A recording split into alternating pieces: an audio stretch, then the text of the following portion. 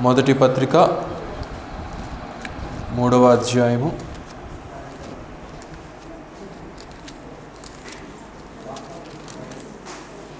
16వ వచనాన్ని చదువుతున్నాను. నిరాక్షేపముగా దైవభక్తిని గూర్చిన మర్మము గొప్పదై ఉన్నది. ఆయన సశరీరుడుగా ప్రత్యక్షుడాయను, ఆత్మ విషయమున నీతిపరుడని తీర్పు నొందెను, దేవదూతలకు కనబడెను, రక్షకుడని జనములలో ప్రకటింపబడెను, లోకమందు నమ్మబడెను, ఆరోహణుడై తేజోమయుడాయను. ప్రభు ఈ కొద్ది మాటలు దీవించే రీతిగా చిన్న ప్రార్థన చేసుకుందాము. దయచేసి అందరు తలలో వంచండి. మమ్మల్ని మిక్కిలిగా ప్రేమించినటువంటి మా ప్రియ రక్షక, మా ప్రభు యేసయ్య, ఈ యొక్క మధ్యాహ్న కాలపు సమయంలో ఈ యొక్క క్రిస్మస్ పర్వదినాన్ని మేము ప్రవేశించి మీ నామాన్ని గణపరిచి మీ నామాన్ని స్తుతించేటువంటి గొప్ప ధన్యతను, భాగ్యాన్ని మాకు ఇచ్చారయ్యా. దాన్ని బట్టి వందనాలు. అలనాడు 2023 సంవత్సరాల క్రితము మానవాళిని రక్షించుట కొరకు ఈ యొక్క లోకంలో మీరు ఉద్భవించారు. దైవ మానవుడిగా ఈ యొక్క లోకంలో మీరు ప్రవేశించి పాపభూయిష్టమైనటువంటి మానవుడిని నరకమునకు తప్ప దేనికి చెందినటువంటి మానవుణ్ణి మీరు రక్షించారు. ఆ రక్షించటం కొరకు ఆ యొక్క మహాయజ్ఞాన్ని మీరు బలి పశువుగా నాయన మిమ్మల్ని మీరే సమర్పించుకున్న విధానాన్ని బట్టి ఎంతగానో స్తుతించుచున్నాము. మీరు సమర్పించుకున్న విధానానికై మేము ఈనాడు రక్షించబడి ఇంత ఆనందంగా మీ యొక్క సన్నిధిలో మేము ప్రవేశించి మీ నామాన్ని ఘనపరచగలుగుతున్నాము, మిమ్మల్ని స్తుతించగలుగుతుంటున్నాము. చదవబడినటువంటి లేఖన భాగములను కూడా మీరు దీవించండి నాయన. పరిశుద్ధాత్మని యొక్క సహాయం ద్వారా మా హృదయాలకు కావలసినటువంటి మాటలను మీరే వినిపింపచేయుదురని మా ప్రభువును మా రక్షకుడైనటువంటి యేసుక్రీస్తు వారి అతి శ్రేష్టమైనటువంటి నామములో స్తుతించి వేడుకొనుచున్నాము తండ్రి, ఆమేన్. ప్రభునందు ప్రియులారా, మనం చదువుకున్నటువంటి వచన భాగము అపోస్తుడైనటువంటి పౌలు తిమోతికి రాసినటువంటి పత్రికలో ఈ కొన్ని విషయాలు యేసుక్రీస్తు వారిని గురించినటువంటి పుట్టుకను గురించినటువంటి విషయాలను తెలియచేస్తూ ఉంటున్నాడు.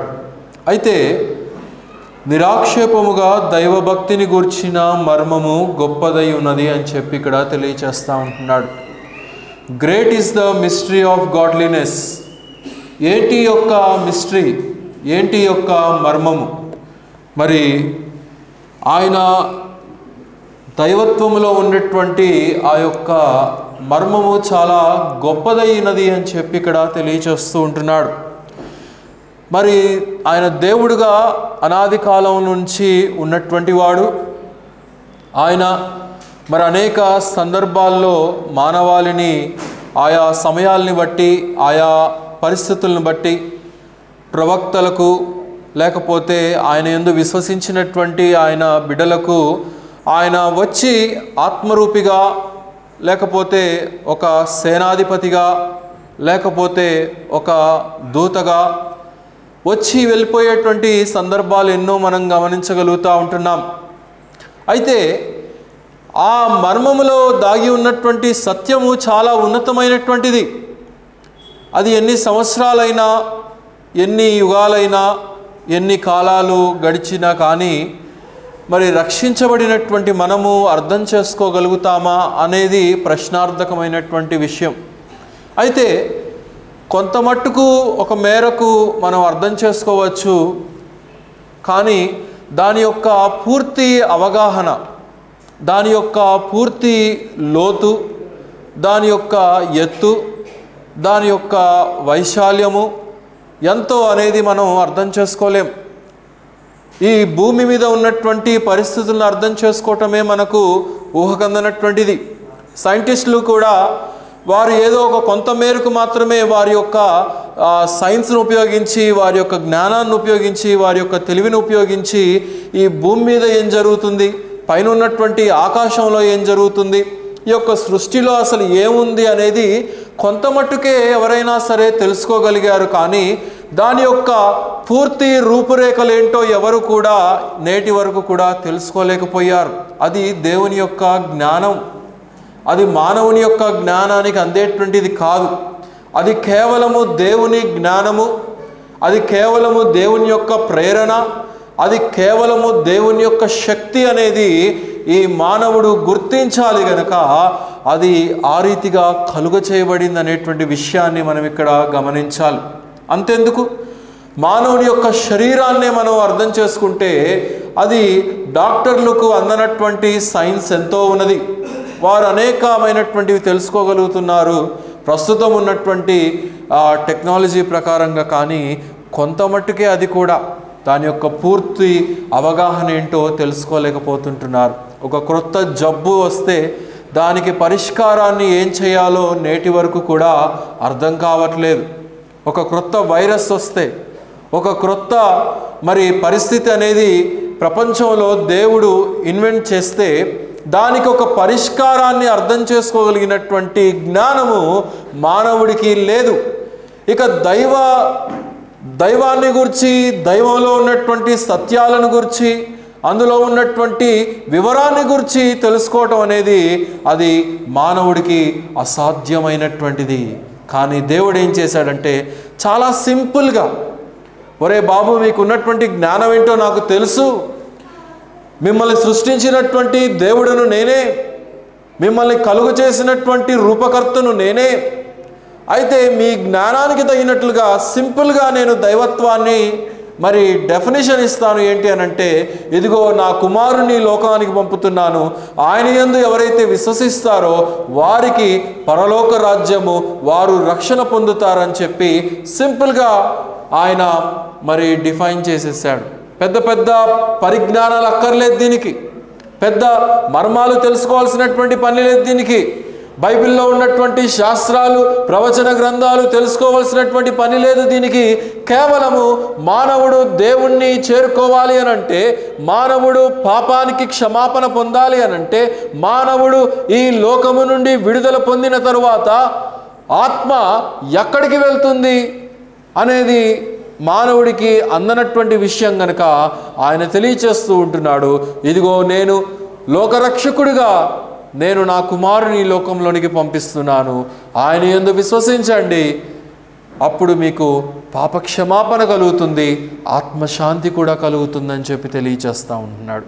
అందుకే ఇందాక మనం చూసాం కదా, ఇదిగో ప్రజలందరికీ కలుగబోవు మహా సంతోషకరమైనటువంటి సువర్తమానము.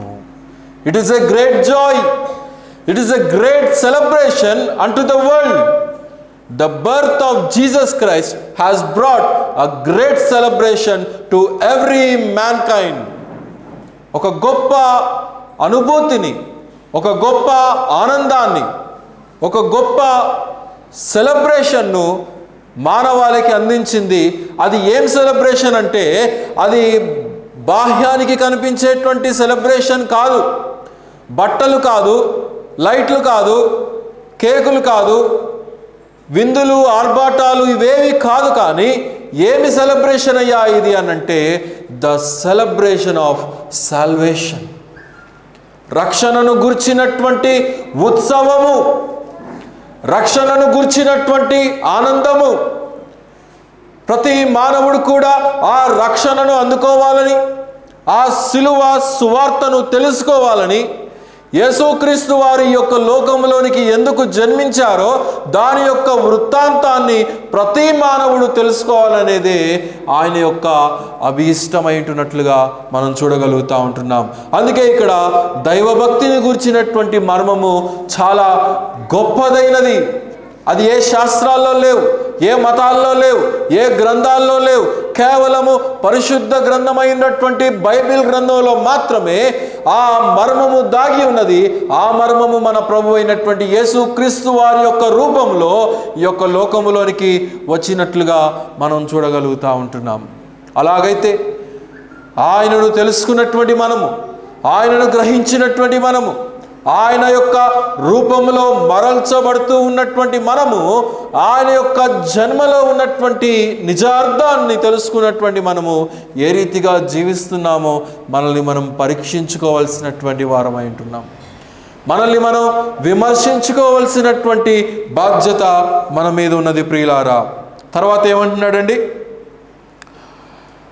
ఒక మాట చదివి సహాయం చేయండి. ద్వితీయోపదేశకాండం 29:29. ద్వితీయోపదేశకాండము 29వ అధ్యాయము 29వ వచనం.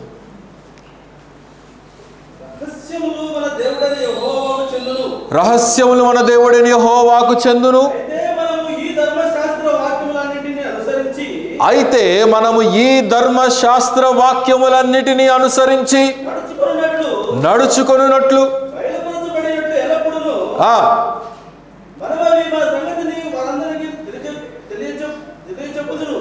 చాలే అండి.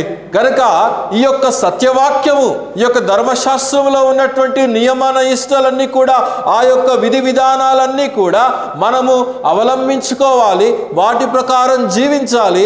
ఇదిగో దేవుడు ఈ లోకంలోనికి జన్మించుట ద్వారా మరి యొక్క క్రొత్త నిబంధనను ఆయన అందిస్తూ ఉంటున్నాడు. ఎందుకంటే ఆ నియమాలను, ఆ యొక్క నిబంధనలను మానవుడు మరి సాధించటం అసాధ్యమైనది దేవుడు ఎరిగాడు కనుకన ఆయన మరి యొక్క క్రొత్త నిబంధన ఆయన అనుగ్రహించడానికి ఈ యొక్క లోకంలో జన్మించినట్లుగా మనం చూస్తూ ఉంటున్నాం. అది ఆయన దైవభక్తిలో దాగి ఉన్నటువంటి మర్మము. అది ఉన్నతమైనటువంటిది, లోక జ్ఞానానికి అందేటువంటిది కాదు, మానవుని యొక్క జ్ఞానానికి అందేటువంటిది కాదు, అది ఎవరి జ్ఞానానికి కూడా అందేది కాదనేటువంటి విషయాన్ని మనం ఇక్కడ గమనించాలి. తర్వాత ఆయన సశరీరుడుగా ప్రత్యక్షమాయను అని ఇక్కడ చూస్తూ ఉంటున్నాం. దేవుడు లోకంలో ఆయన జన్మించాడు, అది ఆయన సశరీరుడుగా జన్మించాడు. He had partaken a body unto him. ఆయన యొక్క ఫ్లెష్ను ధరించాడు, ఆయన యొక్క శరీరాన్ని ధరించాడు. ఎందుకంటే మానవుని సమీపించుట కొరకు, మానవునికి తన ప్రేమేంటో తెలియచేయటం కొరకు, మానవుడికి తన యొక్క దయగలిగినటువంటి హృదయం ఏంటో తెలియచేయటం కొరకు. ఎందుకంటే ఆకాశ మహాకాశాలు దాటి పరలోకంలో ఉండేటువంటి ప్రభువు, పరలోకంలో స్తుతించబడేటువంటి ప్రభువు, పరలోకంలో ఆత్మరూపుడుగా నివసించేటువంటి ఆయన మానవుడికి ఆయన ప్రేమేంటో తెలియచేయాలనుకున్నాడు, ఆయన చూపేంటో తెలియచేయాలనుకున్నాడు.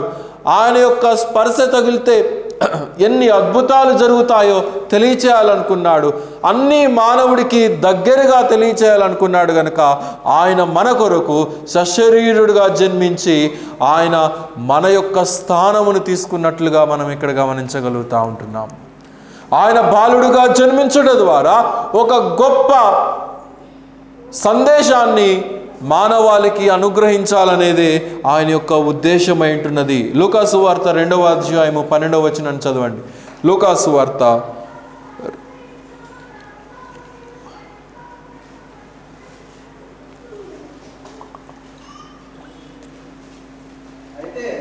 అయితే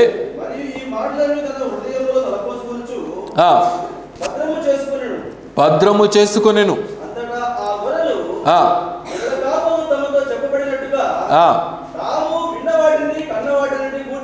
తాము విన్న వాటిని కన్న వాటినన్నిటిని గూర్చి దేవుని మహిమపరచుచు స్తోత్రము చేయుచు తిరిగి వెళ్ళిరి. గనక వారు పొందినటువంటి ఆ వర్తమానము, ప్రజలందరికీ కలగబోయినటువంటి ఆ యొక్క శుభవర్తమానాన్ని విన్నటువంటి ఆ యొక్క గొల్లలు ఎంతో ఆనందముతో పరవశించిపోయినట్లుగా మనం ఇక్కడ చూస్తూ ఉంటున్నాం. అలాగైతే ఆయన ఏదో ఒక డిసెంబర్ 25న పుట్టాడనేదే కాదు. ఇక్కడ ఆయన ఎప్పుడు జన్మించాడో ఎవరికి కూడా వాస్తవంగా తెలియదు. అయితే ఆయన జన్మించాడనేది అయితే వాస్తవము. ఎందుకంటే ఆయన యొక్క జన్మను ద్వారా ప్రపంచము, ప్రపంచ చరిత్ర, ప్రపంచ కాలమానము 2 భాగాలుగా విభాగించబడినట్లుగా మనం చూస్తూ ఉంటున్నాం. క్రీస్తు పూర్వము, క్రీస్తు శకము. కనుక ఆయన పుట్టిన తరువాత నుండి అది ఆయన శకముగా, ఇది క్రీస్తు శకము. దీన్ని మార్చగలిగినటువంటి శక్తి ఎవ్వరికీ లేదు. ఏ పిఎంకు లేదు, ఏ సీఎంకు లేదు, ఏ రాజ్యానికి లేదు, ప్రపంచంలో ఉన్నటువంటి ఏ దేశానికి కూడా క్రీస్తు శకాన్ని మార్చి ఇంకొక డేట్ను పుట్టించగలిగినటువంటి శక్తి ఈ లోకంలో దేనికి కూడా లేదనేటువంటి విషయాన్ని మనం ఇక్కడ గమనించాలి. ఎవరైనా సరే క్రీస్తు శకంలోనే డేట్ అనేది రాయాలి. వారు పుట్టేటువంటి బర్త్ డేట్ కావచ్చు, వాడు చచ్చేటువంటి డేట్ కావచ్చు, ఏదైనప్పటికీ కూడా ఆ డేట్ అనేది క్రీస్తు శకములోనే రాయబడుతుందనేటువంటి విషయాన్ని మనం ఇక్కడ గమనించాలి. కనుక ఇది మహా ఆనందకరమైనటువంటి శుభవర్తమానము. పిల్లలకు సామాన్యంగా క్రిస్మస్ అనగానే చాలా ఆనందపడిపోతూ ఉంటారు. పెద్దల కంటే కూడా పిల్లలు క్రిస్మస్ అనగానే ఆ క్రొత్త డ్రెస్సులు కానీ, ఇళ్లలో వేసుకునేటువంటి లైట్స్ కానీ, మరి ఆ స్టార్ కానీ చూసినప్పుడు వారెంతో దే ఫీల్ వెరీ ఎక్సైటెడ్, వారెంతో ఎక్సైట్మెంట్ ఫీల్ అయిపోతూ ఉంటారు. ఎందుకంటే ఇది మాకు వచ్చేటువంటి పండుగ, సంవత్సరానికి ఒక్కసారి వచ్చేటువంటి పండుగ. దీన్ని మా తల్లిదండ్రులు ఎంతో చక్కగా ఎంతో ఉన్నతంగా చేస్తూ ఉంటారు, వారి వారి యొక్క స్థాయి కొలది అని చెప్పి ఆ పిల్లలు ఎంతో ఆనందపడిపోతూ ఉంటారు. ఒక సర్వే జరిగిందంట, ప్రపంచవ్యాప్తంగా కూడా ఒక సర్వే చేశారు. క్రిస్మస్ వచ్చినప్పుడు ఎవరు అత్యధికమైనటువంటి ఆనందం పొందుతున్నారు అని అంటే పెద్దల కంటే కూడా పిల్లలు ఎక్కువ ఆనందం పొందుతున్నారంట. దానికి కారణం ఏంటంటే క్రిస్మస్ హాలిడేస్ వస్తున్నాయనంట. దానికి కారణం ఏంటంట, క్రిస్మస్ హాలిడేస్ వస్తాయి, స్కూల్కి సెలవు వచ్చేస్తుంది, కాలేజెస్కి సెలవు ఇచ్చేస్తారు. కనుక అందుకు మేము ఎంతో ఆనందంగా ఫీల్ అయిపోతున్నాము. పిల్లల తర్వాత అంట అత్యధికంగా హ్యాపీ ఫీల్ అయిపోయేది ఎవరంటే వ్యాపారస్తులు ఎక్కువ హ్యాపీ ఫీల్ అయిపోతారంట. ఎవరండి? వ్యాపారస్తులు, బిజినెస్ పీపుల్, షాపింగ్ మాల్స్లో ఉండేటువంటి వారు. ఎందుకంటే క్రిస్మస్కు జరిగే అంతటి షాపింగ్ ప్రపంచంలో ఇంకెక్కడా కూడా ఏ దానికి కూడా జరగదు. క్రిస్మస్ను పురస్కరించుకొని మనకైతే ఈ యొక్క తూర్పు దేశాల్లో, మన భారతదేశంలో తక్కువ, కానీ అటు పాశ్చాత్య దేశాల్లో ఎక్కువ. అక్టోబర్ నెల నుంచే, నవంబర్ నెల నుంచే వారి యొక్క సెలబ్రేషన్స్ మొదలైపోతూ ఉంటాయి. వీధులన్నీ అలంకరించేస్తూ ఉంటారు. మరి పెద్ద పెద్ద మ్యాన్షన్స్ అన్నీ కూడా అలంకరించబడతా ఉంటాయి. ఎందుకంటే ఇది క్రీస్తు జన్మించినటువంటి దానికి నిదర్శనంగా ప్రపంచమంతటా కూడా ఒక వెలుగు దివ్వెలుగా వెలిగించబడతాయి. బిల్డింగులు కావచ్చు, చెట్లు కావచ్చు, వీధులు కావచ్చు, ఏదైనా కావచ్చు. ఎయిర్పోర్ట్స్ అన్నీ కూడా అలంకరించబడతా ఉంటాయి. ప్రపంచంలో ఉన్నటువంటి అన్ని ఎయిర్పోర్ట్స్, అన్ని షాపింగ్ మాల్స్. ఇప్పుడు ప్రస్తుతం ఇక్కడ హైదరాబాద్లో కూడా క్రిస్మస్ అనగానే అందరూ వాళ్ళ మతాలకు అతీతంగా, వారి యొక్క కులాలకు అతీతంగా ప్రతి షాపులో కూడా ఒక క్రిస్మస్ ట్రీ అనేది బయట పెడతా ఉంటారు, ఒక స్టార్ అనేది బయట పెడతా ఉంటారు. కనుక అది బయట మాత్రమే వారికి తెలుసు, కానీ దాని యొక్క నిజ అర్థం ఏంటి, ఈ యొక్క నిజ ఆనందానికి ఇందాక పాప పాడినటువంటి పాటలో కూడా ఆ వెలుగు వెలుగుతుంది, ఆ వెలుగు జగమంతా వెలిగించవలసినటువంటి బాధ్యత వెలిగించబడినటువంటి వారిది అని చెప్పి అక్కడ 3వ స్టాన్సాలో ఒక లైన్ ఉంది. కనుక ఆ వెలుగు వెలిగింది మన హృదయాలలో, బాహ్యానికి కాదు, ఒక స్టార్లో కాదు, ఒక బిల్డింగ్ మీద వేసేటువంటి ఎల్ఈడి లైట్లలో కాదు, కానీ ఆ వెలుగు ఆ యొక్క స్టార్ రూపకంగా వెలిగినటువంటి ఆ యొక్క వెలుగు మన హృదయాల్లో ఉద్భవించింది అనేటువంటి విషయాన్ని మనం గమనించాలి. జ్ఞానులు ఆ యొక్క స్టార్ను చూసి వెంబడిస్తూ వచ్చేశారు. ఎక్కడి నుంచి వచ్చారు వాళ్ళు? గట్టిగా చెప్పండి. తూర్పు దేశపు జ్ఞానులు. ఏ దేశమో తెలియచేయబడలేదు, కానీ తూర్పు దేశపు జ్ఞానులు వచ్చారు. బాగానే ఉంది, స్టార్ను వెంబడించారు. యూదుల రాజుగా పుట్టినవాడు ఎక్కడ? యూదులకు రాజు గనక ఎక్కడ పుడతాడు? ప్యాలెస్లో పుడతాడు. యూదులకు రాజుగా అన్నారు గనక ప్యాలెస్లో పుడతాడు, యెరూషలేము ప్యాలెస్లో పుడతాడని చెప్పేసి వీళ్ళు స్టార్ని పూర్తిగా వెంబడించకుండా యెరూషలేముకు రాగానే వీరు చూపెట్టి వెళ్ళిపోయింది ప్యాలెస్ వైపు వెళ్ళిపోయింది. అప్పటి వరకు వెంబడించారు కదా, అరణ్యంలో వెంబడించారు, ఎడారిలో వెంబడించారు. వారు ఎన్ని ప్రయాణాలు ఎదుర్కొన్నారో, వారు ఎన్ని స్థితిగతులను ఎదుర్కొన్నారో మనకైతే తెలియచేయబడలేదు. కానీ అన్ని పరిస్థితుల్లో కూడా స్టార్నే కేంద్రీకరించుకున్నారు. కానీ పట్టణానికి రాగానే వారి యొక్క చూపు ఏమైపోయింది? ప్యాలెస్ వైపు డైవర్ట్ అయిపోయింది. కనుక ఈనాడు కూడా నిజమైనటువంటి ఆత్మీయమైనటువంటి అర్థము వైపు మన చూపు ఉండకుండా ఎప్పుడు శారీరకమైనటువంటి వాటి వైపే మనం చూసేటువంటి అవకాశాలు ఎన్నో ఉంటున్నాయి. జ్ఞానులు అదే తప్పు చేశారు. వెళ్ళి హెరోదుని అడిగారు.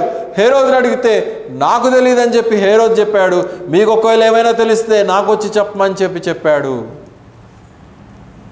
చాలామంది ఏమనుకుంటారంటే లూకా సువార్తలో చెప్పబడినటువంటి 2వ అధ్యాయంలో ఉన్నటువంటి కాలమానము, మత్తయి సువార్త 2వ అధ్యాయంలో చెప్పబడినటువంటి కాలమానం ఒకటే అని చెప్పి అనుకుంటా ఉంటారు. చాలా డిఫరెన్స్ ఉంది. అక్కడ బెత్లెహేములో మీ కొరకు లోకరక్షకుడు పుట్టాడని చెప్పి మరి గొల్లలకు చెప్పబడిగానే వాళ్ళు వెళ్ళి వెంటనే పుట్టినటువంటి ఆ యొక్క శిశువును చూశారు.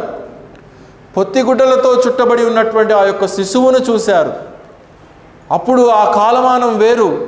కానీ ఇక్కడ ఎప్పుడైతే జ్ఞానులు వారు బయలుదేరి ఎప్పుడైతే యేసుక్రీస్తు వారు పుట్టారో అప్పుడే ఆకాశంలో కొత్త నక్షత్రం పుట్టింది. వాళ్ళు అప్పుడే బయలుదేరి వచ్చారు. వారు వెంటనే మనలాగా ఫ్లైట్ వేసుకొని, చార్టెడ్ ఫ్లైట్ వేసుకొని, హెలికాప్టర్ వేసుకొని వెళ్ళిపోలేదు. వాళ్ళు ప్రయాణించారు. అనేక మాసాలు వాళ్ళు ప్రయాణించి గమ్యాన్ని చేరుకున్నారు. హేరోదు ఆరా తీసిన దాని ప్రకారంగా, జ్ఞానుల వివరాన్ని తెలుసుకున్న ప్రకారంగా అక్కడ అంటాడు, గమనించండి, త్రిప్పండి. మత్తయి సువార్త 2వ అధ్యాయము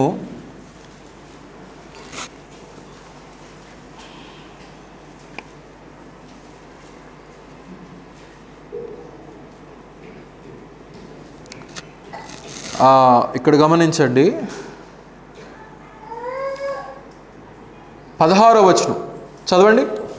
మత్తయి సువార్త 2:16.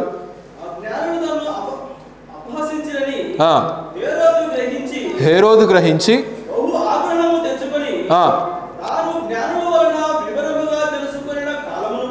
గమనించండి, ఇక్కడ తాను జ్ఞానుల వలన వివరముగా తెలుసుకొనిన కాలమును బట్టి, అంటే అప్పుడే పుడితే కాలాన్ని గురించి తెలుసుకోవాల్సినటువంటి పని లేదు రాజైనటువంటి హేరోదుకు.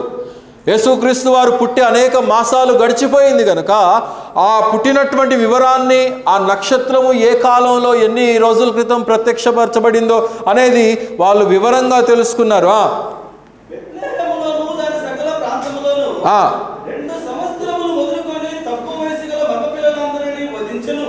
గనుక ఆ కాలాన్ని బట్టి వివరాన్ని తెలుసుకొని 2 సంవత్సరాలకి తక్కువైనటువంటి పిల్లలందరినీ కూడా సంహరించమని చెప్పి ఆజ్ఞ జారీ చేశాడు. కనుక ఆయన పుట్టుట ద్వారా లోకానికి కలిగినటువంటి ఆ యొక్క వెలుగు, ఆ ప్రకాశమైనటువంటి ఆ యొక్క వెలుగు మన హృదయాల్లో ఉద్భవించింది.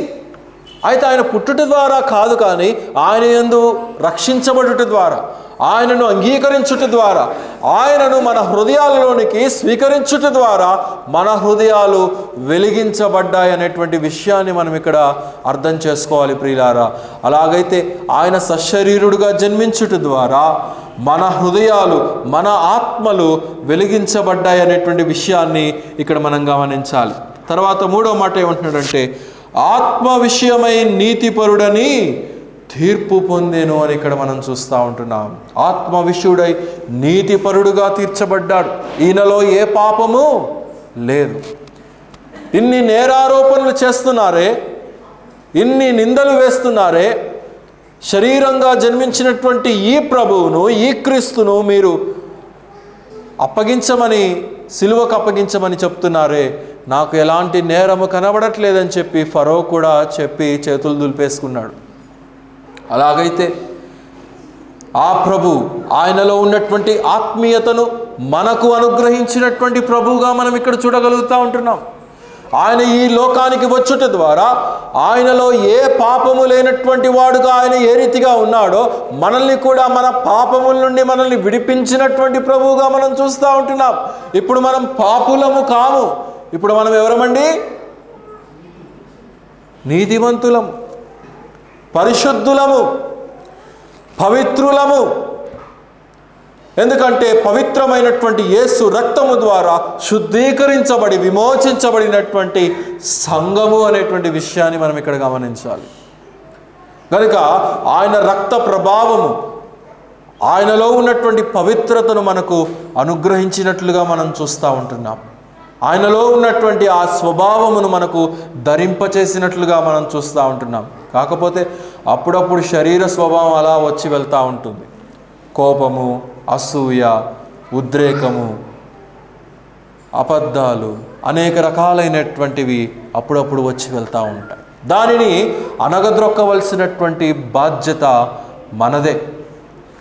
తర్వాత ఏమంటున్నాడంటే, యోహాను సువార్త, యోహాను పత్రిక 4:1 చదవండి. యోహాను పత్రిక 4:1.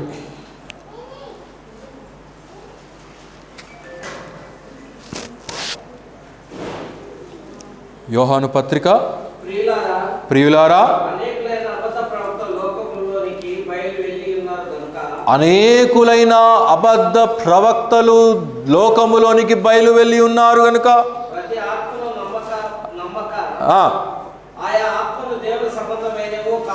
ఆయా ఆత్మలు దేవుని సంబంధమైనవో కావో పరీక్షించవలసినటువంటి అవసరత ఉన్నది. ఆయన నీతిమంతుడుగా తీర్పు తీర్చబడ్డాడు, మనల్ని నీతిమంతులుగా చేసి ఉంటున్నాడు. ఆత్మీయంగా ఏ లోటుపాట్లు లేకుండా ఉండాలని మనల్ని రక్షించి ఉంటున్నాడు. అయితే ఇక్కడ ఒక హెచ్చరికనిస్తూ ఉంటున్నాడు. లోకంలో నా పేరు చెప్పుకొని, నా నామాన్ని చెప్పుకొని అనేక మంది అబద్ధ ప్రవక్తలు లోకంలోనికి బయలు వెళ్తారు. వారు చెప్పేటువంటి సువార్త నాకు సంబంధించినటువంటిది కాదు. పౌలు అంటాడు, మేము ప్రకటించినటువంటి సువార్త కాక మరి యొక్క సువార్త లోకములోనికి బయలు వెళ్ళుచున్నది అని చెప్పి అంటాడు గలతీయులకు రాసిన పత్రిక 1వ అధ్యాయంలో. గనుక అంటే ఆయన వచ్చినటువంటి మొదటి రాకడలో ఉన్నటువంటి నిజ అర్థము కాకుండా అబద్ధమైనటువంటి మాటలను కూడా లోకంలో చెప్పేటువంటి సేవకులు అనేక మంది నేడు తయారవుతూ ఉంటున్నారు. అయితే వారిని గురించి మీరు పరీక్షించవలసినటువంటి అవసరత ఉన్నది. ఒక ల్యాబ్లో కనుక ఒక రోగం ఉన్నదో లేదో, ఒక డిసీజ్ వచ్చిందో లేదో అనేది ల్యాబ్లో ఉన్నటువంటి ఆ కెమికల్స్ని వేసి ఎంత జాగ్రత్తగా అయితే పరీక్షించి రిజల్ట్స్ ఇస్తారో, అంతకంటే మించినటువంటి రిజల్ట్ను మనం వాక్యము ద్వారా మరి సరి చేసుకోవాల్సినటువంటి అవసరత ఉన్నది, పోల్చుకోవాల్సినటువంటి అవసరత ఉన్నది. ఇది బైబిల్కు తగినటువంటిదా కాదా, నేను వినేటువంటిది, నేను తెలుసుకున్నటువంటిది, నేను గ్రహించినటువంటిది, నేను చదివేటువంటి ఈ యొక్క పుస్తకము బైబిల్ గ్రంథానికి సరిపోయినదా కాదా, దేవునికి చెందినదా కాదా అని చెప్పి పరీక్షించుకోవాల్సినటువంటి అవసరత ఉన్నది. లేకపోతే దేవుని నిజ ప్రేమేంటో తెలుసుకోక, దేవుని శిలువ ప్రేమేంటో తెలుసుకోక మరి అనేకమైనటువంటి ప్రమాదాలలో పడిపోయేటువంటి అవకాశం ఉన్నది ప్రియులారా. తర్వాత ఏమంటున్నాడంటే, రక్షకుడని జనములలో ప్రకటించబడేను అని ఇక్కడ మనం చూస్తూ ఉంటున్నాం. రక్షకుడని జనములలో ప్రకటించబడ్డాడు ఆయన. ఈయన లోక రక్షకుడు. ఈయన లోక పాపాన్ని తీసివేయటానికి వచ్చినటువంటి విమోచకుడుగా ఆయన పిలువబడ్డాడు. లోకంలో అనేక మంది వచ్చారు, కానీ ఫలాని వారు అద్భుతాలు చేశారని, ఫలాని వారు ఏదో చేశారని, ఇంకేదో చేశారని చెప్పబడ్డారు. కానీ ఫలాని వ్యక్తి ఫలాని సందర్భంలో పాపాన్ని తీసివేయగలిగాడు అనేటువంటిది ఎక్కడా కూడా ప్రపంచంలో చెప్పబడలేదు. కేవలము యేసు ప్రభువు వారి ద్వారా మాత్రమే మానవుని యొక్క పాపానికి విడుదల, మానవుని యొక్క ఆత్మీయమైనటువంటి నరకపు స్థితి నుండి విడుదల కలుగుతుందనేటువంటి విషయాన్ని ఇక్కడ మనం అర్థం చేసుకోవాలి. మీకా గ్రంథము 5వ అధ్యాయము 1వ వచనం నుండి చదవండి.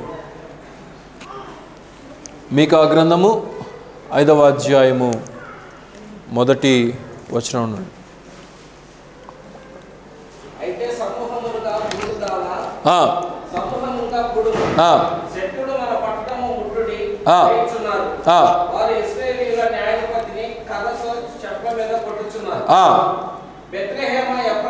బెత్లెహేము ఎఫ్రాతా యూదా వారి కుటుంబములలో నీవు స్వల్ప గ్రామమైనను నా కొరకు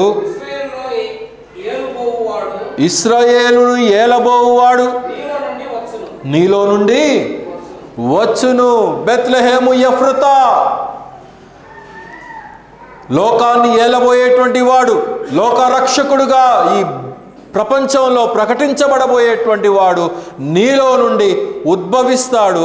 అతని యొక్క నామము అన్ని కాలాలలో కూడా ప్రకటించబడుతుంది. పూర్వకాలము మొదలుకొని ఇప్పటి వరకు అన్ని కాలాలలో కూడా ప్రకటించబడేటువంటి నామము యేసుక్రీస్తు వారి యొక్క నామము అనేటువంటి విషయాన్ని మనం గమనించాలి. పిల్లలు సైలెంట్గా ఉండాలి. కనుక ఇక్కడ మనం చూడగలుగుతూ ఉంటున్నాము, ఆయన అన్ని సమయాల్లో ఉండగలిగినటువంటి దేవుడు కనుక అన్ని సమయాల్లో మనం ఎక్కడ ఉండి ప్రార్థన చేసినా, ఇక్కడ ఇంతమంది ఉన్నాము, ఇంతమందిని కలిసి మనం ఒకే సమయంలో ప్రార్థించినప్పటికీ కూడా ఆయన ప్రతి ఒక్కరి ప్రార్థన స్పష్టముగా వినగలిగినటువంటి దేవుడు అనేటువంటి విషయాన్ని మనం ఇక్కడ గమనించాలి. ఎందుకంటే ఆయన ఏదో 2023 సంవత్సరాల క్రితం వచ్చినటువంటి వాడు కాడు, కానీ అనేక సంవత్సరాల క్రితము ప్రపంచము పునాది వేయబడక మునుపే ఆయన ఉన్నటువంటి వాడు. భూమికి పునాది వేసినప్పుడు నీవు ఎక్కడ ఉంటివి? ఉదయ నక్షత్రములు ఏకముగా కూడి పాడినప్పుడు నీవు ఎక్కడ ఉంటివి? యోబు అంటాడు తన యొక్క గ్రంథంలో, ప్రపంచానికి పునాది వేసినటువంటి వాడును నేను పునాది వేసినప్పుడు ఎక్కడ ఉంటివి? యేసుక్రీస్తు వారు ఎక్కడున్నారు? తండ్రి అయినటువంటి దేవునితోనే ఉన్నారు. ఆయన ఈ యొక్క ప్రపంచాన్ని సృష్టించినటువంటి సృష్టికర్త అనేటువంటి విషయాన్ని మనం ఇక్కడ గమనించాలి. యోహాను సువార్త 1వ అధ్యాయం 18వ వచనాన్ని త్రిప్పండి. యోహాను సువార్త 1వ అధ్యాయము 18వ వచనం.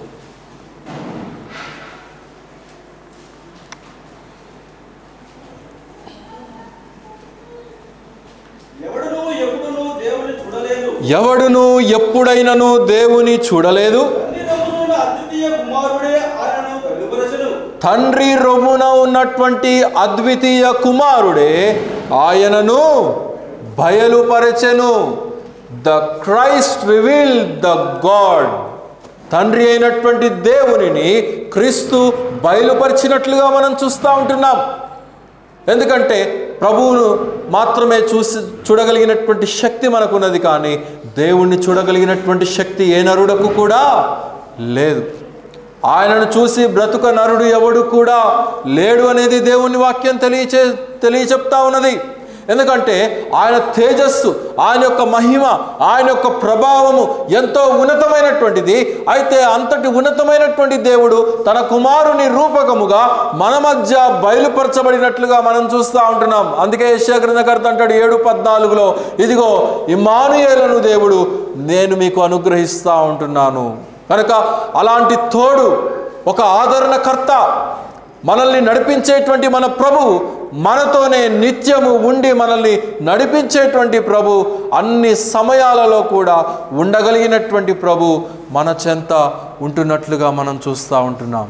అలాగైతే ప్రభునందు ప్రియులారా, ఆ ప్రభు మన చెంత ఉంటుండగా, ఆ ప్రభు మనలో ఉంటుండగా మనము ఆయన ప్రకారము జీవించవలసినటువంటి బాధ్యత మన మీద ఉన్నది అనేటువంటి విషయాన్ని ఇక్కడ మనం గ్రహించాలి. అలాగైతే మన హృదయంలో నివసిస్తున్నటువంటి ప్రభువుకు మనం ఏమి ఇవ్వగలుగుతుంటున్నాం? ఏమి అర్పించగలుగుతూ ఉంటున్నాం? జ్ఞానులైతే ఏమి సమర్పించారు? ఏం సమర్పించారండి? క్యారల్స్ 10 రోజులు విన్నారు, గట్టిగా చెప్పండి. బంగారము, సాంబ్రాణి, బోలము. అయితే ఆయన ఇప్పుడు అది అడుగుతున్నాడా? ఏమడుగుతున్నాడు ఆయన ఇప్పుడు?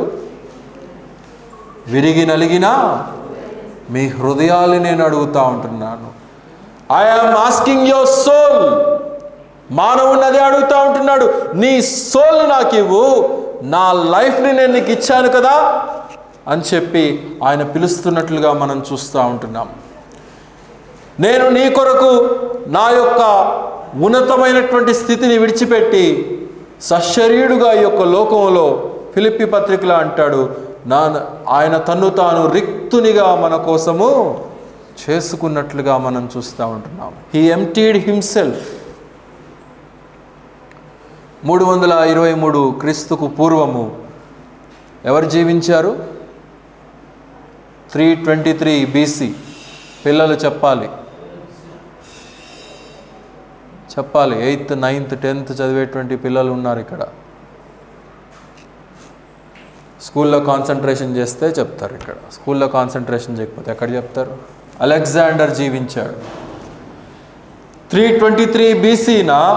అలెగ్జాండర్ ప్రపంచాన్ని జయించినటువంటి అలెగ్జాండర్ ఐరోపా ఖండములో స్పెయిన్ మొదలుకొని భారతదేశంలో రాజస్థాన్ వరకు తన ఆధిపత్యాన్ని ప్రకటించినటువంటి అలెగ్జాండర్ 16 ఏళ్లకే కత్తిని చేతబట్టుకొని విన్యాసపరుడుగా రాజుగా తనను తాను ప్రకటించుకొని ప్రపంచాన్ని జయించినటువంటి అలెగ్జాండర్ ఒక చిన్న దోమకాటుతో చనిపోబోయే ముందు తన యొక్క జనరల్ని పిలిచి, ఫిలిప్ని పిలిచి, ఇదిగో నా యొక్క సమాధిలోను ఒక చిన్న ఏర్పాటు చేయగలుగుతావా అంటే, చెప్పండి ఏం చేయాలో చెప్పండి రాజా అని చెప్తే, నా బాడీని సమాధిలో పెట్టిన తర్వాత అటువైపు ఇటువైపు సమాధికి ఇరువైపులా కూడా 2 రంధ్రాలు చేసి నా చేతులు పట్టేటట్లుగా నా చేతుల్ని బయటకు పెట్టండి, ప్రపంచానికి తెలియచేయండి, ప్రపంచాన్ని నేను జయించగలిగాను, కానీ ఇదిగో నేను వెళ్తూ ఉండగా నగ్నంగా నేను వచ్చాను, నగ్నంగా నేను వెళ్ళిపోతూ ఉంటున్నాను. ఏమీ నేను ఈ లోకంలోకి తీసుకొని రాలేదు. నేను వెళ్ళిపోయేటప్పుడు కూడా ప్రపంచాన్ని జయించగలిగాను, అనేక రాజ్యాల్ని జయించాను, అనేక మంది రాజుల్ని జయించాను, కానీ ఇదిగో నేను చనిపోయిన తర్వాత ఏమీ తీసుకొని పోవట్లేదు. I'm going with empty hands అని చెప్పి అలెగ్జాండర్ తనను తాను ప్రచురపరుచుకున్నాడు లోకానికి. అలాగైతే లోకంలో ఉన్నటువంటి మానవుడు చనిపోయిన తర్వాత ఏమీ తీసుకొని వెళ్ళలేడు, కానీ బ్రతికి ఉండగానే దేవుని ప్రేమ ఏంటో తెలుసుకొని క్రీస్తు ప్రేమ ఏంటో ఎరిగి ఆయన రక్షణలోనికి చేర్చబడగలిగినట్లయితే ఆయన మొదటి రాకడలో ఉన్నటువంటి వృత్తాంతాన్ని గనక అర్థం చేసుకొని ఆయనను తమ హృదయంలోనికి గనక స్వీకరించుకోగలిగినట్లయితే నేను చెప్తున్నాను, సర్టెన్గా we will not leave this world with empty hands. ఖచ్చితంగా మన ఆత్మీయ రికార్డ్ అనేది ఒకటి ఉంటుంది, మనకు పరలోకంలో ఒక బహుమానం అనేది ఒకటి ఉంటుంది. మనం పడినటువంటి ప్రతి ప్రయాస, ఆత్మీయంగా ఆయన కొరకు పడినటువంటి ప్రతి ప్రయాస కూడా వృధాగా పోదు అనేటువంటి విషయాన్ని మనం ఇక్కడ గమనించాలి. ఆయన ఖచ్చితంగా ఫలితాన్ని ఇవ్వగలిగినటువంటి ప్రభు అనేటువంటి విషయాన్ని ఇక్కడ మనం అర్థం చేసుకోవాలి ప్రియులారా. అలాగైతే జ్ఞానులు పోయినటువంటి డిరైల్మెంట్లో కాకుండా మరి యొక్క మార్గమున మనం వెళ్ళి ఆ ప్రభువును దర్శించవలసినటువంటి బాధ్యత మన మీద ఉన్నది ప్రియులారా. ఒక మాట చదివి సహాయం చేయండి. నిర్గమాకాండము 33వ అధ్యాయము 12వ వచనం. నిర్గమాకాండము 33వ అధ్యాయము 12వ వచనం. మోషే యెహోవాతో ఇట్లా నేను చూడుము, ఇదిగో ఈ ప్రజలను తీసుకొని పొమ్మని నాతో చెప్తున్నావు, కానీ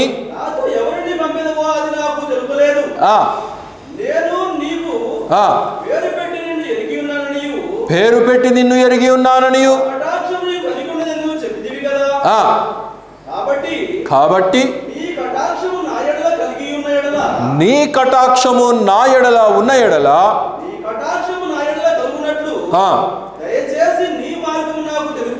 దయచేసి నీ మార్గమును నాకు తెలుపుము. ఆయన మార్గాన్ని తెలుసుకున్నామా మనం?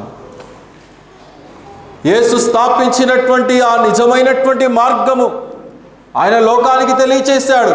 ఇదిగో నేనే మార్గమును సత్యమును జీవమునై ఉంటున్నాను. నా మార్గములో ప్రవేశించి నా సత్యవాక్యాన్ని అంగీకరించినటువంటి వారికి జీవము లభిస్తుంది, మరణము ఇకెన్నటికి కూడా లభించదు.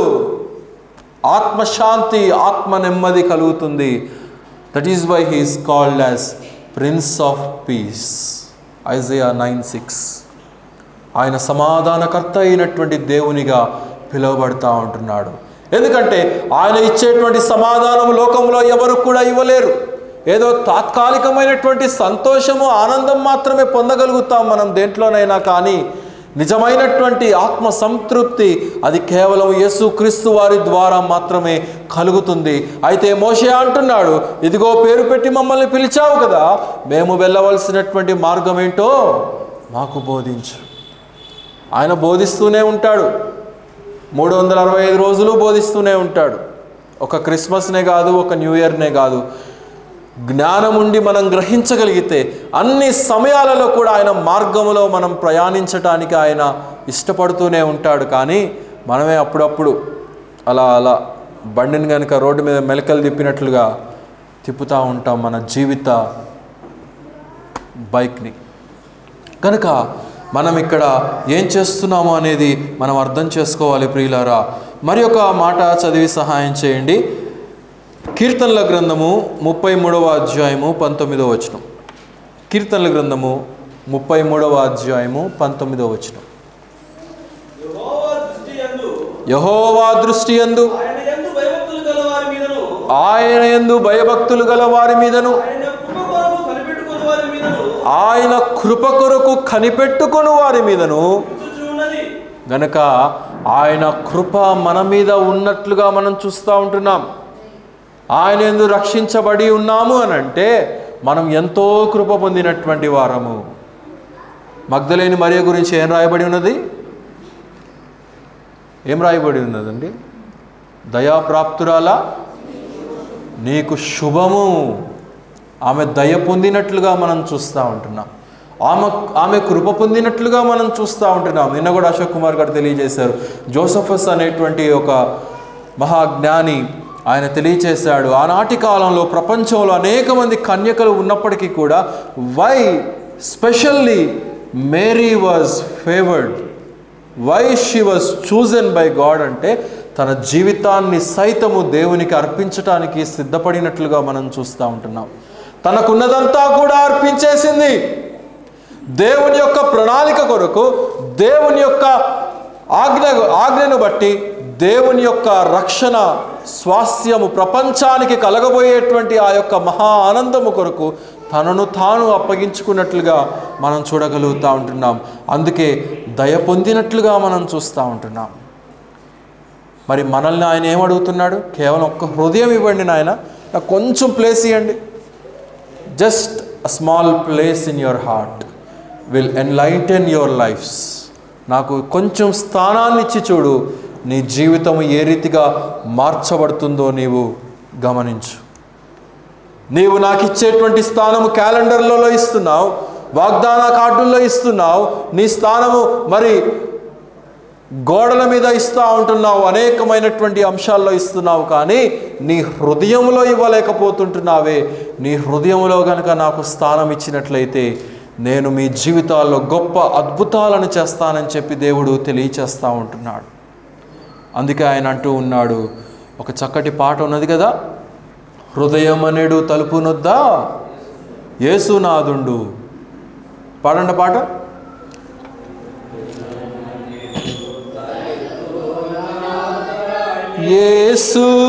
యేసునాథుండు హృదయమనెడు తలుపు నొద్ద యేసునాథుండు